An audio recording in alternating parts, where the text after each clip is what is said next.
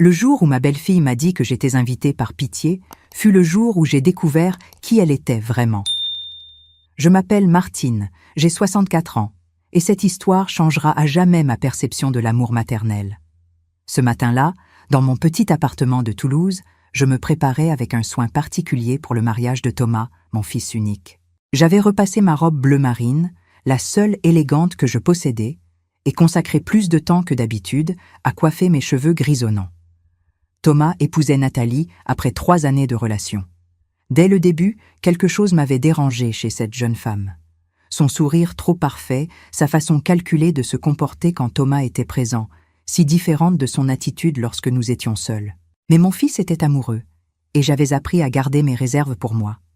La cérémonie se déroulait dans l'un des domaines les plus prestigieux de la région toulousaine. En arrivant, je ne pus éviter une pointe de mélancolie. J'avais payé la moitié de cette réception avec mes économies de toute une vie, l'argent que j'avais mis de côté en travaillant des doubles gardes comme infirmière pendant des années. Thomas ne le savait pas. Je lui avais donné cet argent comme un cadeau, sans mentionner le sacrifice. Nathalie était resplendissante dans sa robe de soie ivoire qui coûtait plus que mon salaire de 6 mois. Ses parents, une famille bourgeoise de Toulouse, me saluèrent avec une politesse glaciale. J'étais l'infirmière veuve qui avait élevé Thomas seul après que son père nous ait abandonnés quand il avait 8 ans. Pendant la cérémonie, je remarquais les regards, les murmures discrets. On m'avait placé au 3e rang, pas au 1er, comme le veut traditionnellement la mère du marié. Nathalie avait insisté pour que le 1er rang soit réservé à la famille immédiate, m'excluant de cette catégorie d'une façon ou d'une autre. Après la cérémonie, tandis que tous se dirigeaient vers le salon de réception, Nathalie s'approcha de moi. Son sourire angélique était intact, mais ses yeux avaient un éclat différent. « Martine », dit-elle d'une voix douce, mais suffisamment forte pour que d'autres invités l'entendent. « Je dois vous parler un instant. » Elle me prit le bras avec plus de force que nécessaire et m'emmena vers un coin du couloir. Plusieurs personnes nous suivirent du regard, anticipant le drame. « Je voulais vous remercier d'être venu aujourd'hui, » continua-t-elle, sa voix prenant maintenant un ton condescendant qui me glaçait le sang. « Je sais que ce doit être difficile pour quelqu'un comme vous d'être dans un endroit si élégant. » Je sentis l'air me manquer. Quelqu'un comme moi. Nathalie se pencha légèrement vers moi, son sourire devenant cruel. « Ne faites pas l'innocente, Martine. Nous savons tous que vous n'avez pas votre place ici. Thomas et moi avons beaucoup discuté pour savoir si nous devions vous inviter ou non. » Les mots qui suivirent se gravèrent dans ma mémoire comme du fer rouge. Finalement, nous avons décidé que ce serait cruel de ne pas le faire. Après tout, vous êtes sa mère. Mais soyons honnêtes, vous n'auriez pas dû venir. Nous vous avons invité par pitié. Le monde s'arrêta autour de moi. Je me sentis comme si on venait de me gifler publiquement. Les invités qui avaient assisté à cet échange murmuraient entre eux, certains avec des expressions de choc, d'autres de pitié.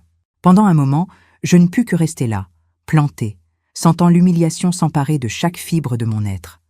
Nathalie avait choisi le jour le plus important de la vie de Thomas pour me détruire émotionnellement, et elle l'avait fait devant témoins.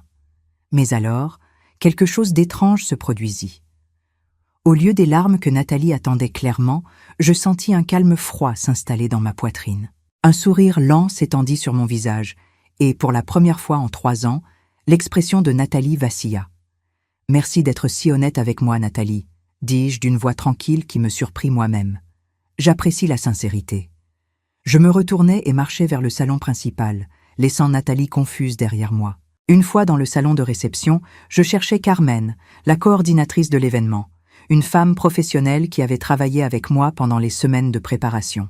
« Carmen », lui dis-je à voix basse, « tout est-il prêt pour la surprise spéciale dont nous avons discuté ?» Elle acquiesça, son expression professionnelle mais avec une lueur de curiosité dans les yeux. « Tout est préparé, Madame Martine. Êtes-vous sûre de vouloir procéder ?» Je regardais Thomas et Nathalie qui posaient pour les photos. Mon fils avait l'air si amoureux, si heureux dans son ignorance. Une partie de moi hésita, puis je me souvins des mots de Nathalie. « Nous vous avons invité par pitié. »« Oui, » dis-je à Carmen avec une détermination renouvelée. « J'en suis absolument certaine. » Tout avait commencé 8 mois plus tôt. Ce jour-là, assise dans ce café de Toulouse, Je regardais fixement ma tasse en expliquant à Thomas comment mes soupçons avaient grandi, comme une ombre qui s'étend lentement au coucher du soleil. Te souviens-tu quand Nathalie a eu cette urgence familiale et a annulé ton anniversaire à la dernière minute ? Demandai-je, évitant ses yeux. Thomas fronça les sourcils. Oui, sa grand-mère était malade. Elle a dû partir d'urgence à Marseille. Il n'y a eu aucune urgence, Thomas. Ce soir-là, je l'ai vu au restaurant Le Pré-Catelan avec un homme plus âgé. Ils étaient clairement en rendez-vous amoureux. Le visage de Thomas se durcit. Pourquoi ne m'as-tu rien dit ? Je me souvenais parfaitement de cette soirée.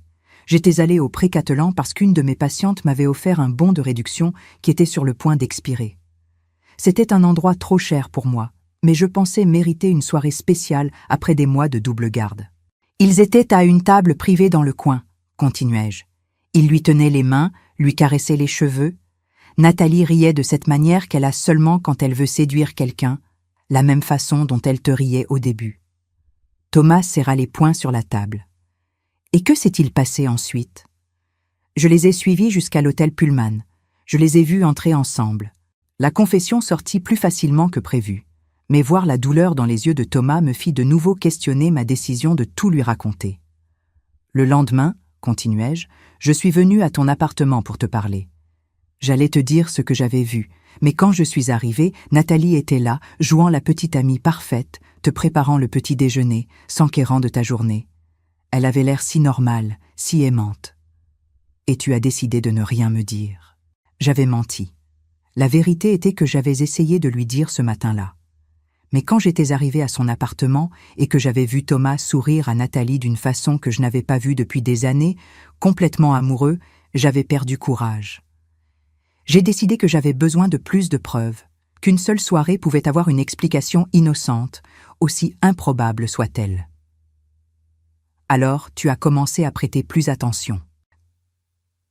J'ai commencé à remarquer de petites choses que j'avais ignorées avant, comme le fait que Nathalie avait toujours de l'argent pour des choses chères, mais tu m'avais dit qu'elle était entre 2 emplois. Thomas hocha lentement la tête. Elle me disait toujours que ses parents lui donnaient une allocation mensuelle. Ses parents ont de l'argent, oui, mais pas autant qu'elle dépensait. Des sacs à 3 000 €, des chaussures de créateur, des soins de beauté hebdomadaires, les comptes ne cadraient pas. Pendant les semaines suivantes, j'avais commencé à documenter les incohérences dans les histoires de Nathalie. Ces supposés voyages d'affaires qui ne correspondaient à aucune entreprise connue. Ces soirées avec les copines que les copines ignoraient quand je les rencontrais par hasard au marché Victor Hugo. « Quand as-tu décidé d'engager l'enquêteur privé ?» demanda Thomas. « Quand tu as emménagé avec elle il y a 6 mois, ce jour où tu es venu me dire que vous aviez décidé de vivre ensemble, tu étais si enthousiaste.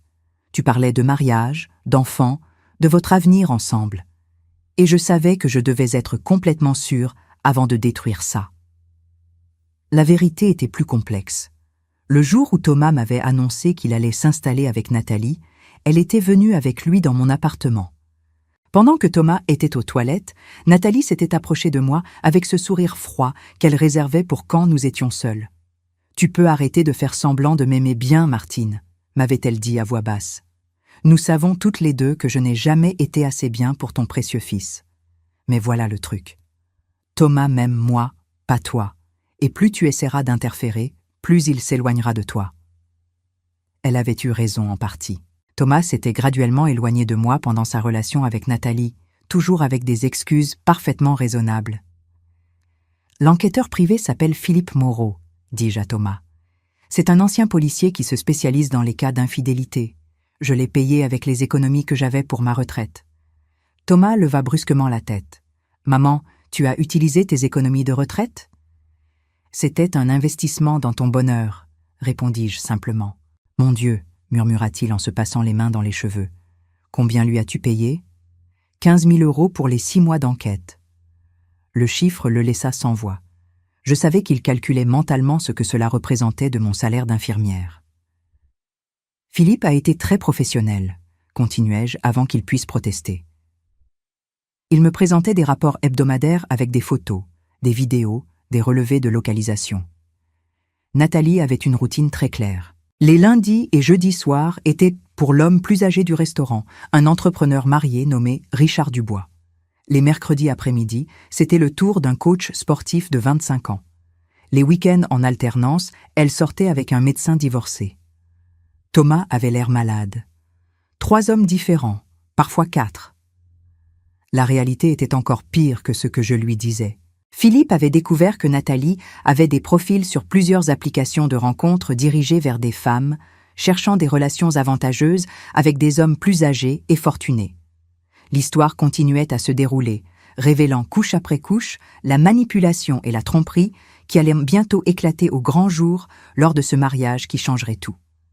La première image qui apparut sur les écrans était innocente. Une photo de Thomas et Nathalie lors de leur premier anniversaire de relation. Les invités sourirent, s'attendant à un montage sentimental typique des mariages. Mais moi, je savais ce qui allait suivre. Ceci est un hommage spécial à l'amour véritable, annonçai-je depuis ma place, ma voix se projetant dans tout le salon, et à l'importance de vraiment connaître la personne avec qui on prévoit passer le reste de sa vie. Thomas me souriait affectueusement, complètement inconscient de ce qui allait se dérouler. Nathalie, cependant, avait pâli. Ses yeux étaient fixés sur les écrans avec une expression que je reconnaissais bien, de la terreur pure. La deuxième image changea complètement l'atmosphère. C'était une photographie de Nathalie dans un bar élégant de Toulouse, embrassant passionnément un homme qui n'était définitivement pas Thomas. La date dans le coin de la photo montrait clairement qu'elle avait été prise seulement 6 mois auparavant, en pleine relation. Un murmure de choc parcourut le salon. Thomas resta paralysé, son sourire s'effaçant lentement tandis qu'il assimilait ce qu'il voyait. « Qu'est-ce que c'est que ça ?» cria Nathalie, sa voix perdant toute contenance. « Éteignez ça ! Éteignez ça immédiatement !» Mais les images continuèrent, une après l'autre. Photographies et courtes vidéos de Nathalie avec différents hommes pendant sa relation avec Thomas, dans des restaurants chics, des hôtels, des appartements. Certaines étaient intimes, d'autres clairement romantiques. Toutes étaient datées et géolocalisées avec une précision médico-légale. Le salon avait explosé dans le chaos. Les invités se levèrent de leur siège, certains filmant avec leur téléphone, d'autres discutant à voix haute. Les parents de Nathalie paraissaient mortifiés, tandis que les quelques membres de ma famille regardaient avec un mélange d'horreur et d'admiration. « Thomas !» cria Nathalie par-dessus le bruit, essayant de saisir son bras. « C'est tout faux. Ta mère est folle. Elle a manipulé ces images. » Thomas s'écarta d'elle brusquement, son visage un masque de douleur et de confusion. « Ces photos sont-elles réelles ?» demanda-t-il d'une voix rauque. « Nathalie, regarde-moi dans les yeux et dis-moi si ces photos sont réelles. » Nathalie ouvrit et ferma la bouche plusieurs fois, comme un poisson hors de l'eau. Au lieu de répondre, elle se tourna vers moi avec une fureur que je n'avais jamais vue auparavant. « Toi, sale garce amère !» me hurla-t-elle devant tous les invités. « Tu ne supportes pas que ton fils soit heureux. Tu as toujours été jalouse de moi. Tu as toujours essayé de saboter notre relation. » Sa façade de perfection était complètement tombée. C'était la vraie Nathalie, celle que j'avais entrevue par éclair pendant 3 ans, mais que Thomas n'avait jamais vue. « Jalouse ?» répétai-je calmement, ma voix tranchant à travers le chaos. « Nathalie, chérie, de quoi exactement devrais-je être jalouse ?» À l'écran apparut alors la vidéo la plus dévastatrice de toutes. Nathalie dans la chambre d'un hôtel avec un homme plus âgé, clairement dans une situation intime. La date montrait qu'elle avait été enregistrée seulement 2 semaines avant le mariage. Thomas émit un son que je n'oublierai jamais. Un gémissement animal de pure douleur. Il chancela comme s'il avait reçu un coup physique. « Arrêtez !»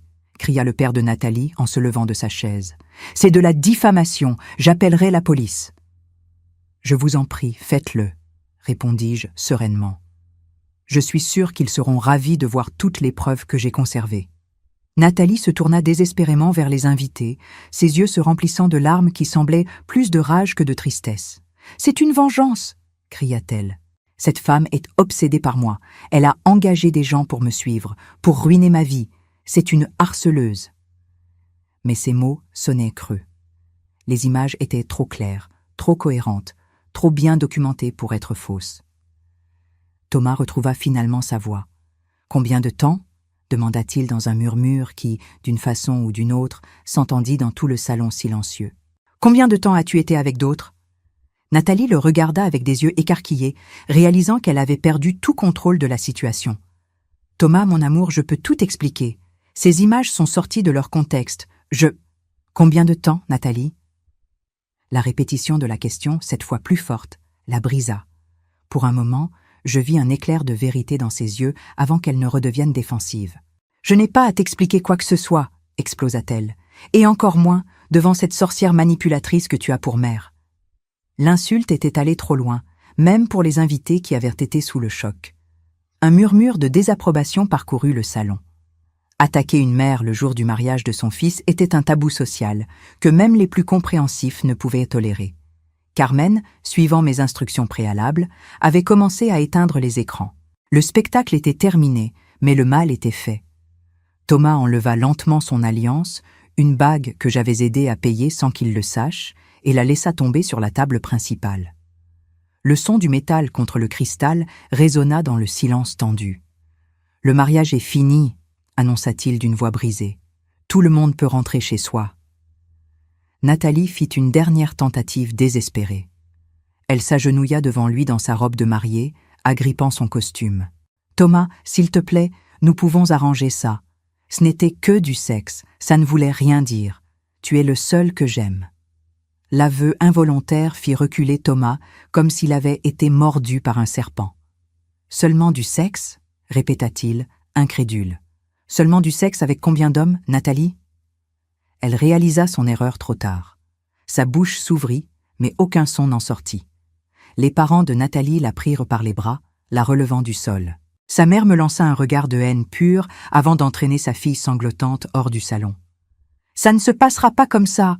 cria Nathalie tandis qu'elle était emmenée de force. « Je vais te poursuivre, je vais te détruire, tu ne sais pas à qui tu t'es attaqué. » Ces menaces s'estompèrent tandis qu'elle disparaissait par la porte, laissant derrière elle un salon rempli d'invités bouleversés et un marié brisé.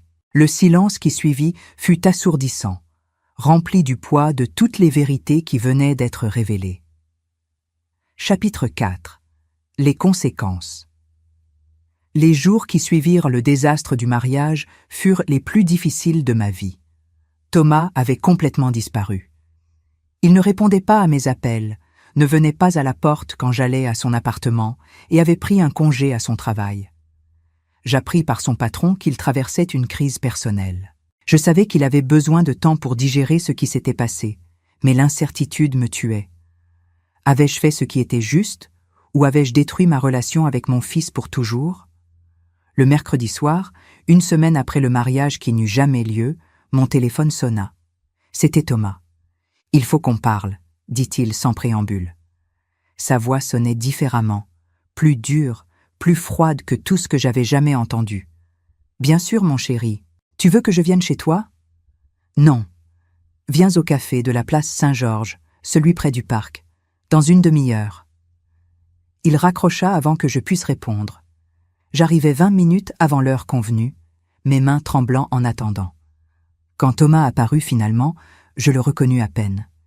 Il avait perdu du poids, avait des cernes profondes, et ses vêtements froissés suggéraient qu'il ne prenait pas soin de lui. Il s'assit en face de moi sans me saluer, commanda un café noir, lui qui prenait toujours un cappuccino avec du sucre, et m'étudia en silence pendant ce qui parut une éternité. « Comment le savais-tu » demanda-t-il finalement. « Thomas, je... » « Non, » m'interrompit-il brusquement. « Je ne veux pas d'explication pour l'instant. Je veux des faits. Comment savais-tu que Nathalie me trompait ?» Je respirai profondément. J'ai engagé quelqu'un pour l'enquêter sur elle. Son visage se durcit encore plus. « Tu l'as fait suivre. »« Oui. »« Pendant combien de temps ?»« 6 mois. » Thomas ferma les yeux et mit ses mains sur sa tête. « Jésus, maman, tu te rends compte de ce que tu as fait ?»« J'ai sauvé mon fils d'épouser une femme qui ne l'aimait pas, » répondis-je fermement. « Sauvé ?»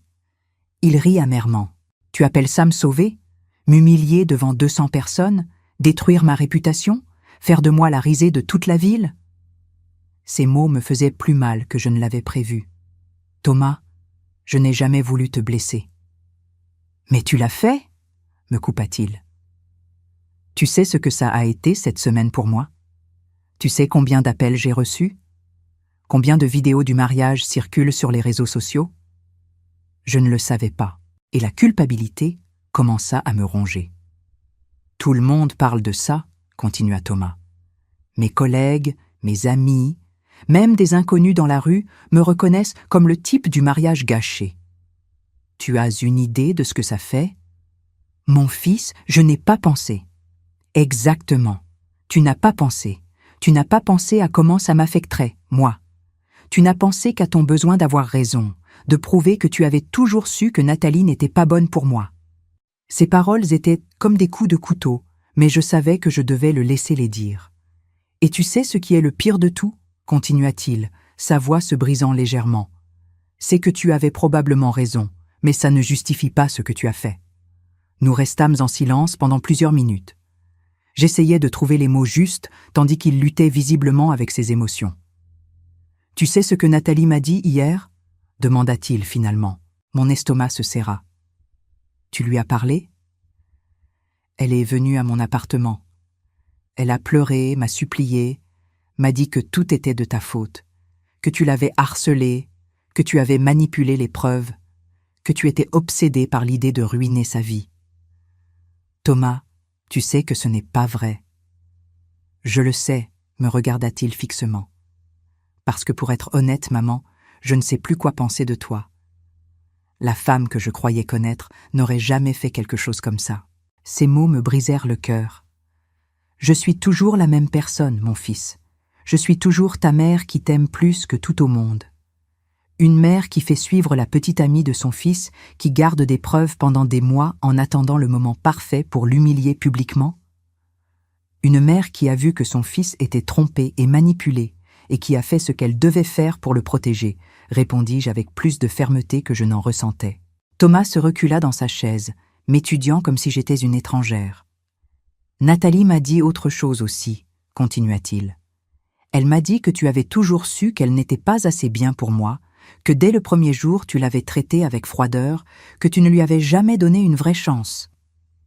Et toi, qu'est-ce que tu lui as répondu? Je lui ai dit d'aller au diable, admit-il. Parce que même si je suis furieux contre toi, même si je me sens trahi, je sais que tu ne mentirais jamais sur quelque chose comme ça. Les photos étaient réelles, les vidéos étaient réelles, son infidélité était réelle.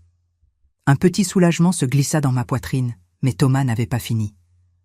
Mais ça ne change pas le fait que tu m'as trahi, maman. Tu ne m'as pas trahi en mentant. Tu m'as trahi en ne me faisant pas assez confiance pour me dire la vérité quand tu l'as découverte. La question resta suspendue dans l'air entre nous. Thomas détourna le regard vers la fenêtre, observant les gens passer dans la rue.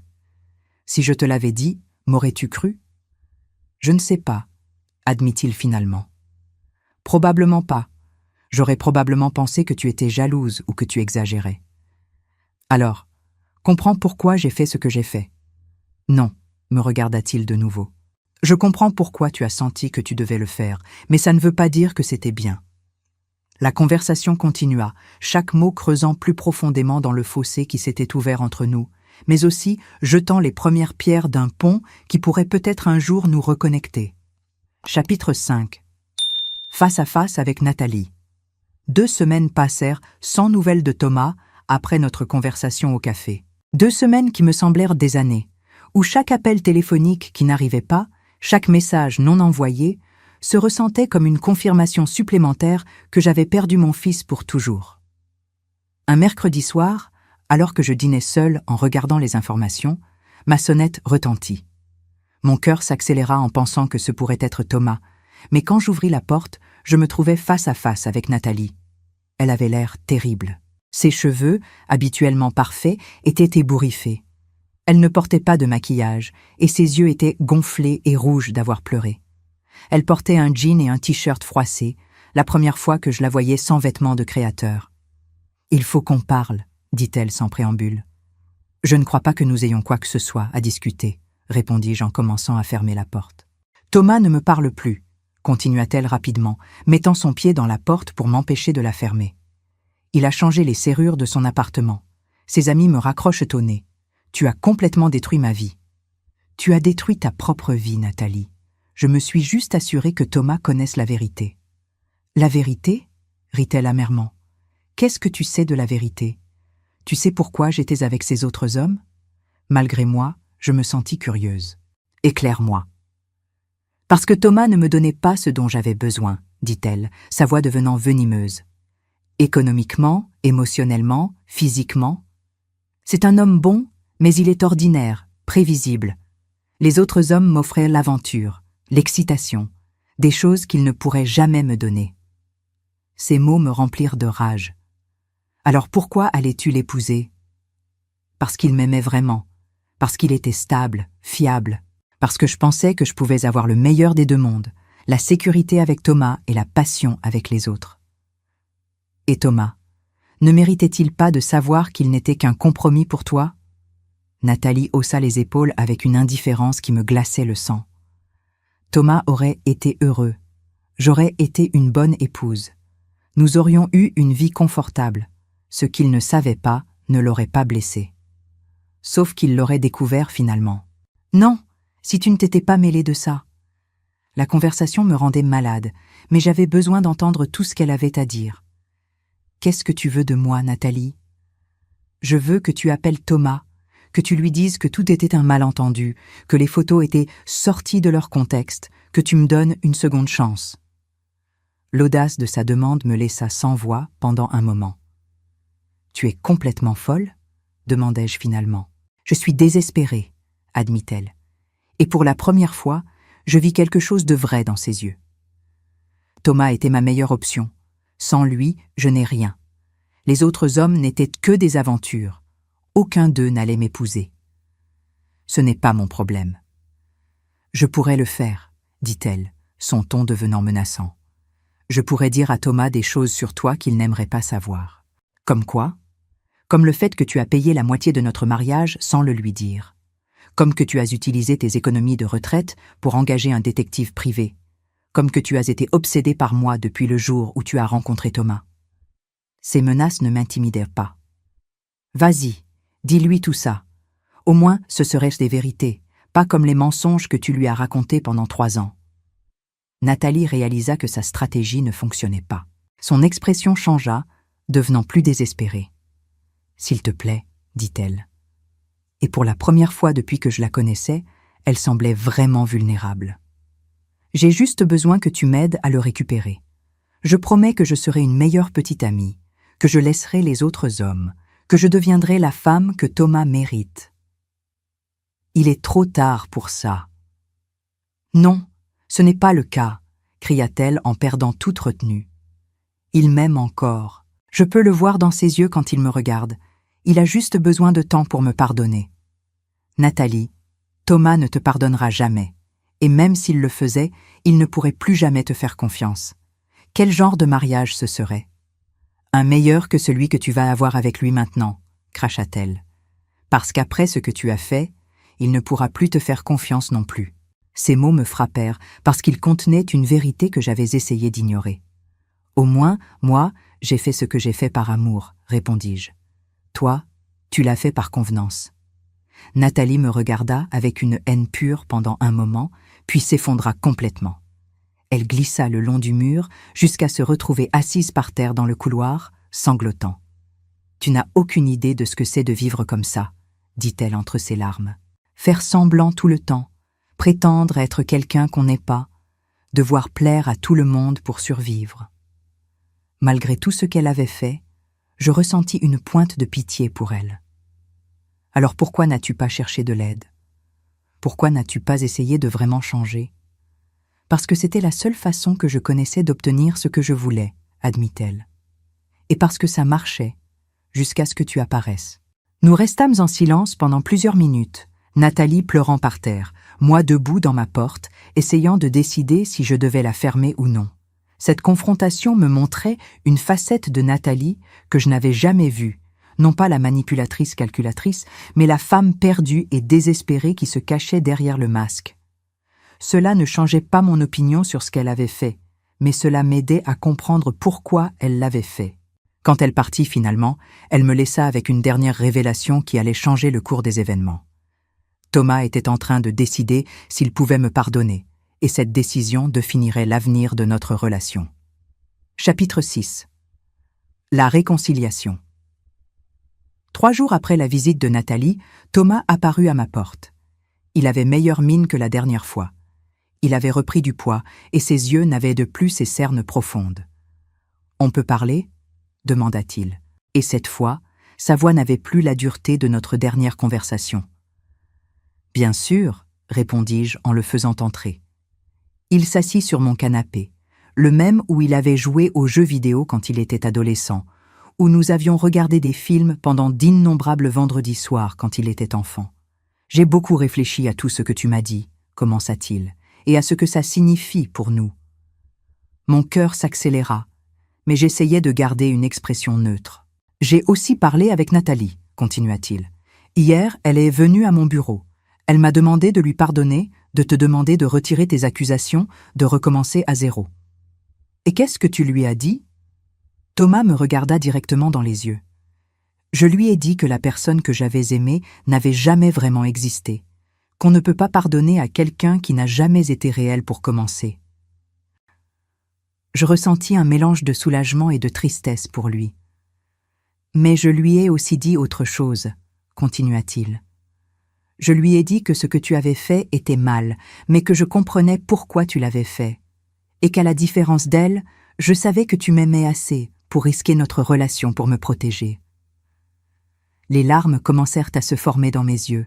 « Thomas, je n'ai pas encore décidé complètement si je peux te pardonner, » m'interrompit-il.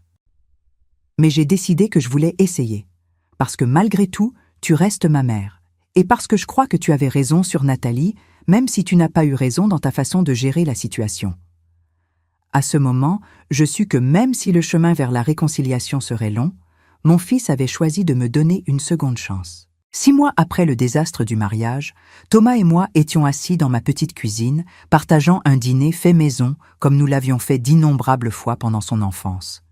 Mais cette fois, c'était différent. Cette fois, nous étions tous les deux complètement honnêtes l'un avec l'autre. « Tu sais ce que j'ai réalisé la semaine dernière ?» dit Thomas en servant plus de vin dans nos verres. « Quoi ? Que pendant les 3 ans où j'étais avec Nathalie, je ne venais presque jamais te voir. Il y avait toujours une excuse. J'étais fatiguée. Nathalie avait prévu quelque chose. J'avais du travail à faire. » J'acquiesçais. J'avais remarqué son absence croissante, mais je n'avais jamais voulu le presser. Maintenant, je me rends compte qu'elle programmait délibérément des choses les jours où j'avais l'habitude de passer du temps avec toi. Des dîners avec ses parents, des événements sociaux, des week-ends d'escapade. Il y avait toujours quelque chose de plus important. « Thomas, tu n'as pas besoin. »« Si, j'ai besoin, » m'interrompit-il gentiment. « J'ai besoin de dire ça.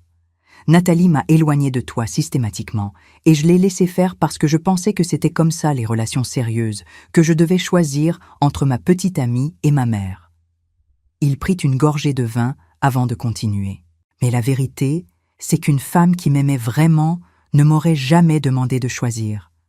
Elle aurait trouvé des façons de t'inclure, pas de t'exclure. Au cours des 6 derniers mois, nous avions eu beaucoup de conversations comme celle-ci. Des conversations où Thomas analysait sa relation avec Nathalie avec la clarté qui ne vient qu'après que les illusions se sont dissipées. « Tu la regrettes parfois ?» lui demandai-je.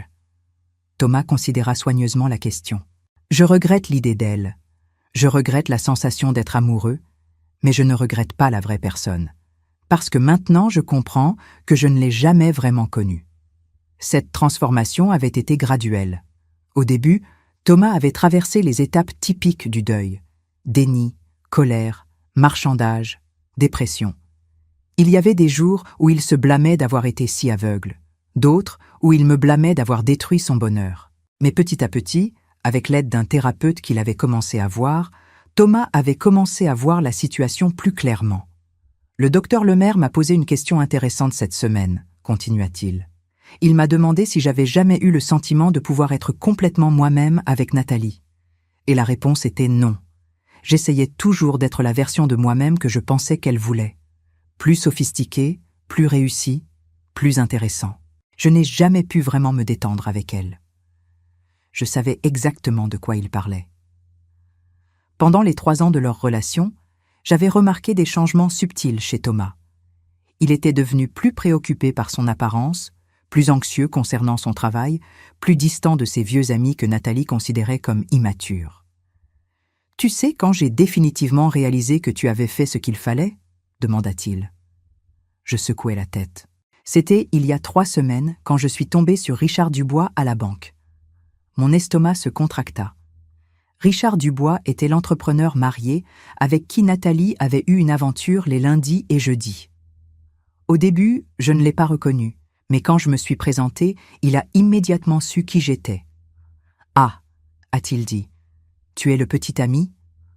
Pas l'ex-petit ami ou l'homme qu'elle allait épouser, juste le petit ami, comme si je n'étais qu'un autre homme dans la vie de Nathalie. Thomas fit une pause, se remémorant clairement la conversation. Puis il m'a dit quelque chose que je ne peux pas sortir de ma tête. Il m'a dit « Cette fille collectionne les hommes comme des trophées. Chacun servait un but différent. Tu étais le stable, celui qui allait lui donner la légitimité sociale. Moi, j'étais celui qui lui donnait l'argent et les cadeaux chers. Le coach du gymnase lui donnait l'aventure et l'excitation physique. Tu n'as jamais été son seul amour, Thomas. Tu n'étais qu'une pièce sur son échiquier. » Les mots me firent mal, même à moi. Je ne pouvais pas imaginer comment ils avaient affecté Thomas. « Mais tu sais ce qui était le pire dans cette conversation ?» continua-t-il. « C'est qu'il semblait vraiment surpris que je ne le sache pas, comme si c'était évident pour tout le monde, sauf pour moi. Il m'a dit « Je pensais que tous les hommes dans sa vie savions pour les autres. Elle n'était pas particulièrement discrète. » Nous gardâmes le silence pendant un moment, tous deux assimilant la cruauté de ses paroles. « À ce moment-là, dit Thomas finalement, j'ai complètement compris pourquoi tu avais fait ce que tu avais fait, et j'ai réalisé que si tu ne l'avais pas fait, j'aurais finalement découvert la vérité d'une manière beaucoup plus douloureuse. » Au cours de ces 6 mois, Thomas avait lentement reconstruit sa vie. Il avait renouvelé les amitiés qu'il avait négligées pendant sa relation avec Nathalie. Il avait redécouvert des passe-temps et des centres d'intérêt qu'il avait abandonnés. Et plus important, il avait commencé à se voir comme méritant un amour véritable, non conditionné. « Tu as eu des nouvelles d'elle ?» demandai-je. « Elle a déménagé à Paris le mois dernier. Sa sœur m'a appelé pour me le dire. Apparemment, elle a rencontré un producteur de télévision lors d'une soirée et a décidé de recommencer là-bas. » Cela ne me surprit pas. Nathalie était le genre de personne qui courait toujours vers la prochaine opportunité plutôt que de faire face aux conséquences de ses actes. « Comment t'es-tu senti quand tu l'as appris ?»« Soulagé, » admit Thomas. Soulagé de ne pas avoir à m'inquiéter de la croiser au supermarché ou dans les restaurants, soulagé qu'il y ait une distance physique entre nous. Thomas se leva pour servir le dessert, une tarte aux pommes qu'il avait faite cet après-midi-là, retrouvant une compétence culinaire qu'il avait perdue pendant ses années avec Nathalie, qui considérait la cuisine comme trop domestique. « Maman, dit-il en coupant la tarte, il y a quelque chose que je veux te dire. »« Quoi ?» ?»« Merci. » Le mot simple portait tant de poids que je sentis les larmes monter à mes yeux. « Pas seulement pour m'avoir sauvée de commettre la plus grosse erreur de ma vie, » continua-t-il, « mais pour avoir été prête à devenir la méchante de mon histoire pour me protéger. Je sais que tu savais que je pourrais te haïr pour ce que tu faisais, mais tu l'as fait quand même parce que tu croyais que c'était juste. » « Thomas, et tu avais raison sur tout, » continua-t-il. « Sur tes instincts concernant Nathalie, sur la façon dont elle me changeait, sur le fait que je n'aurais jamais écouté la vérité si tu me l'avais dite en privé. » Il s'assit et prit mes mains à travers la table. « Je regrette de t'avoir fait passer par tous ces mois d'incertitude sur le fait que tu m'avais peut-être perdu pour toujours. Je regrette de ne pas avoir fait confiance à tes instincts dès le début. Et je regrette que tu aies dû porter seule la connaissance de la vérité pendant si longtemps. Je regrette de t'avoir menti pendant ces 6 mois, répondis-je. Je regrette de t'avoir laissé planifier un mariage en sachant qu'il n'aurait pas lieu, et je regrette que tu aies été humiliée publiquement. Mais tu ne regrettes pas d'avoir fait ce que tu as fait, dit-il. Ce n'était pas une question. Non, admis-je. Si je devais le refaire, je choisirais peut-être une façon différente de te révéler la vérité, mais je ne regrette pas de t'avoir sauvée de Nathalie. Thomas sourit. Le premier sourire vraiment heureux que j'avais vu sur son visage depuis des mois. « Tu sais ce qui est le meilleur dans tout ça ?» dit-il. « Quoi ?» « C'est que maintenant je sais ce qu'est le vrai amour. Pas l'amour obsessionnel et manipulateur que je ressentais pour Nathalie, mais l'amour inconditionnel que tu as pour moi. Le genre d'amour qui est prêt à se sacrifier sans rien attendre en retour. Je pleurais alors, des larmes de soulagement et de gratitude que j'avais retenues pendant des mois. Et maintenant que je sais ce que c'est d'être vraiment aimé, continua Thomas, je ne me contenterai plus jamais de moins. Après le dîner, nous nous assîmes sur le canapé en regardant un vieux film comme nous l'avions fait pendant son enfance. Thomas avait sa tête appuyée sur mon épaule, quelque chose qu'il n'avait pas fait depuis des années. « Maman », dit-il pendant une scène particulièrement ennuyeuse. « La prochaine fois que j'amènerai une petite amie à la maison, promets-moi que tu me diras honnêtement ce que tu penses d'elle. Sans détective privé, sans vidéo surprise, juste de l'honnêteté directe. » Je ris. « Time, tu es sûr que tu peux gérer l'honnêteté directe ? Après tout ce par quoi nous sommes passés, je pense que je peux gérer n'importe quoi. » Cette nuit-là, après que Thomas soit rentré chez lui, je me suis assise dans ma cuisine avec une tasse de tisane, réfléchissant aux 9 derniers mois. J'avais perdu mes économies de retraite, j'avais risqué ma relation avec mon fils, et j'avais été vue par beaucoup comme une belle-mère cruelle et vengeresse. Mais j'avais sauvé Thomas d'une vie de mensonges. Je lui avais appris à s'estimer assez pour exiger un amour véritable, et j'avais retrouvé le fils que j'avais été en train de perdre graduellement pendant 3 ans. Pour la première fois depuis la soirée du mariage, je me sentais complètement en paix. Parfois, l'amour exige que vous preniez des décisions difficiles. Parfois, protéger quelqu'un que vous aimez signifie être prête à ce qu'il vous haïsse temporairement. Et parfois, la seule façon de sauver votre famille est de risquer de la perdre. Mais au final, le vrai amour prévaut toujours. Thomas et moi en sommes la preuve. En éteignant les lumières ce soir-là, je savais que j'avais fait ce qu'il fallait. Pas à cause du résultat, mais parce que j'avais agi à partir de l'amour le plus pur que je connaisse. L'amour d'une mère prête à tout sacrifier pour le bonheur de son enfant. L'amour maternel est parfois incompris, souvent jugé, mais toujours nécessaire. Et quand il s'agit de protéger nos enfants, nous, les mères, sommes capables de choses extraordinaires. Si cette histoire a touché votre cœur, laissez votre like, abonnez-vous à la chaîne, commentez ci-dessous de quelle ville vous êtes et répondez-moi. À ma place, qu'auriez-vous fait ? Votre message peut égayer la journée de quelqu'un.